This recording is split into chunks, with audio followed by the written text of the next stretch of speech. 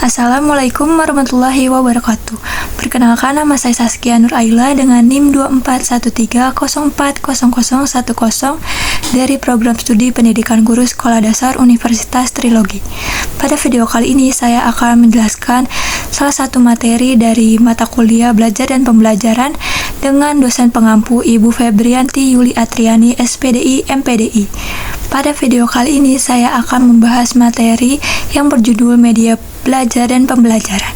Media belajar memiliki peran yang sangat penting dalam meningkatkan kualitas pembelajaran. Dengan memilih dan menggunakan media yang tepat, kita dapat menciptakan pengalaman belajar yang lebih efektif dan menyenangkan. Kemudian di sini ada pengertian dari media pembelajaran. Media pembelajaran adalah segala sesuatu yang dapat digunakan untuk menyampaikan pesan atau informasi dalam proses pembelajaran. Sederhananya yaitu media pembelajaran adalah alat bantu yang digunakan oleh seorang guru atau pendidik untuk membantu siswa memahami materi pembelajaran dengan lebih baik dan lebih menarik. Kemudian di sini ada ciri-ciri dari media belajar. Ciri yang pertama yaitu memiliki tujuan pembelajaran. Media belajar dirancang untuk mendukung pencapaian tujuan pembelajaran yang telah ditetapkan.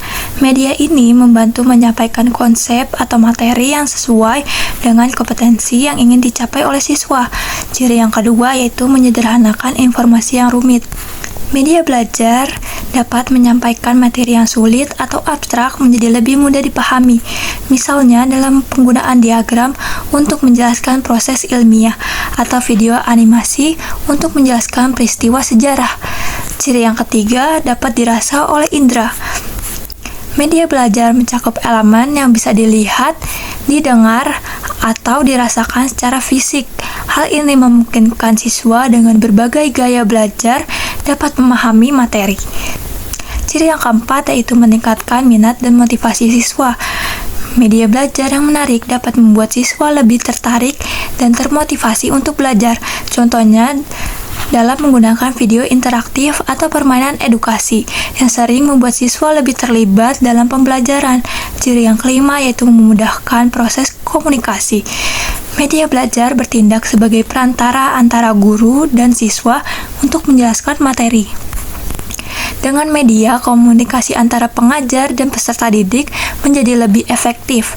Ciri yang keenam yaitu relevan dengan materi pembelajaran. Media yang digunakan harus sesuai dengan topik yang dipelajari. Misalnya menggunakan model anatomi manusia yang digunakan untuk pelajaran biologi. Sementara video animasi dapat digunakan untuk menjelaskan hukum fisika. Ciri yang terakhir yaitu memiliki efek pengulangan. Media belajar memungkinkan siswa untuk mengulangi kembali materi hingga mereka benar-benar paham. Contohnya video pembelajaran atau e-book yang bisa mereka akses kapan saja. Kemudian ada manfaat dari penggunaan media pembelajaran.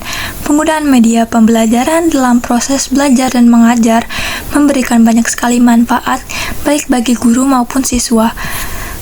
Manfaat bagi siswa itu sendiri yaitu yang pertama meningkatkan motivasi belajar.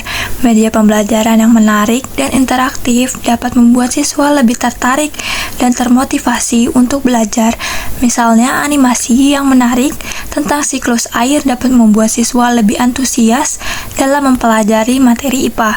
Manfaat yang kedua yaitu mempermudah pemahaman konsep.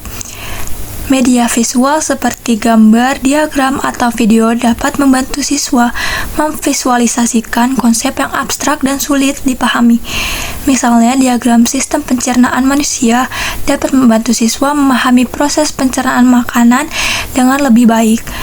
Manfaat yang ketiga yaitu memperkaya pengalaman belajar.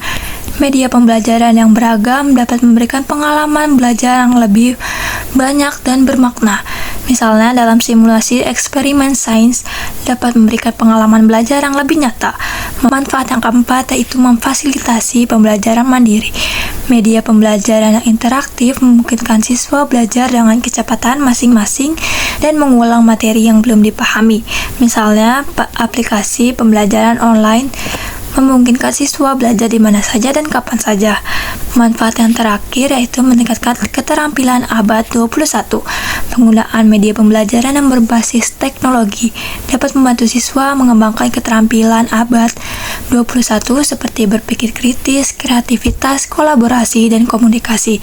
Misalnya dalam proyek berbasis kelompok yang menggunakan presentasi online dapat melatih keterampilan kolaborasi dan komunikasi siswa.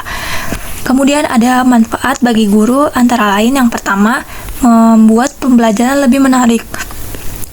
Guru dapat membuat pembelajaran lebih menarik dan variatif dengan menggunakan berbagai media. Manfaat kedua yaitu menghemat waktu. Guru dapat menghemat waktu dalam menyampaikan materi dengan menggunakan media yang sudah siap pakai. Manfaat yang ketiga yaitu meningkatkan efektivitas pembelajaran. Dengan menggunakan media yang tepat, guru dapat menyampaikan materi dengan lebih efektif dan mencapai tujuan pembelajaran yang diinginkan. Manfaat yang keempat yaitu memfasilitasi evaluasi. Guru dapat menggunakan media untuk mengevaluasi pemahaman siswa, misalnya mengadakan kuis online dapat digunakan untuk mengukur pemahaman siswa terhadap materi yang telah diajarkan. Manfaat yang terakhir yaitu meningkatkan profesionalisme. Penggunaan media pembelajaran yang inovatif dapat meningkatkan profesionalisme guru. Kemudian di sini ada jenis-jenis dari media pembelajaran. Jenis yang pertama yaitu media belajar 2 dimensi. Media ini hanya memiliki panjang dan lebar yang berada pada satu bidang datar. Biasanya media ini digunakan untuk menyampaikan informasi secara visual. Contohnya ada buku, poster, grafik, dan peta. Kelebihan dari media 2 dimensi yaitu mudah dibuat dan diproduksi, mudah dipahami terutama untuk konsep yang sederhana. Kemudian fleksibel dalam penggunaannya.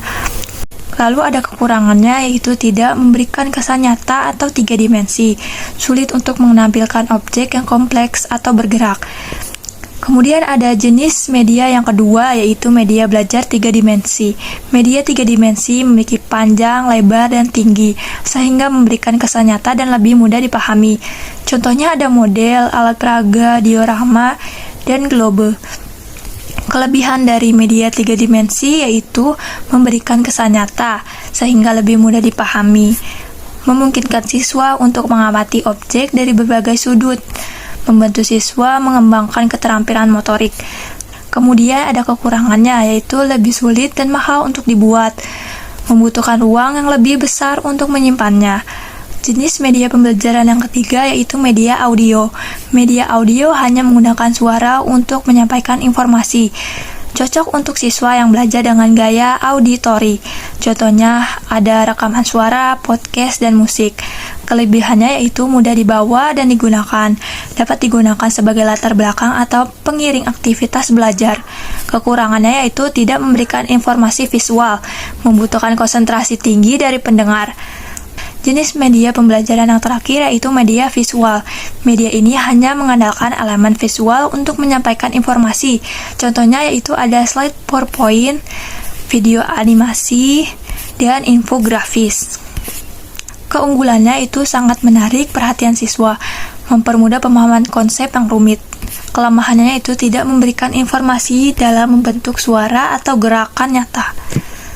Kesimpulan materi pada video kali ini yaitu media pembelajaran membantu menyampaikan informasi secara lebih jelas, lebih menarik dan mudah dipahami, sehingga pembelajaran menjadi lebih efektif dan efisien. Media pembelajaran dapat merangsang berbagai indera siswa, seperti pendengaran, penglihatan, dan indera peraba, sehingga meningkatkan daya serap dan pemahaman siswa. Pemilihan media pembelajaran juga harus disesuaikan dengan tujuan pembelajaran, karakteristik anak, materi pelajaran, dan kondisi fasilitas yang ada. Sekian dari saya, kurang lebihnya mohon maaf. Wassalamualaikum warahmatullahi wabarakatuh.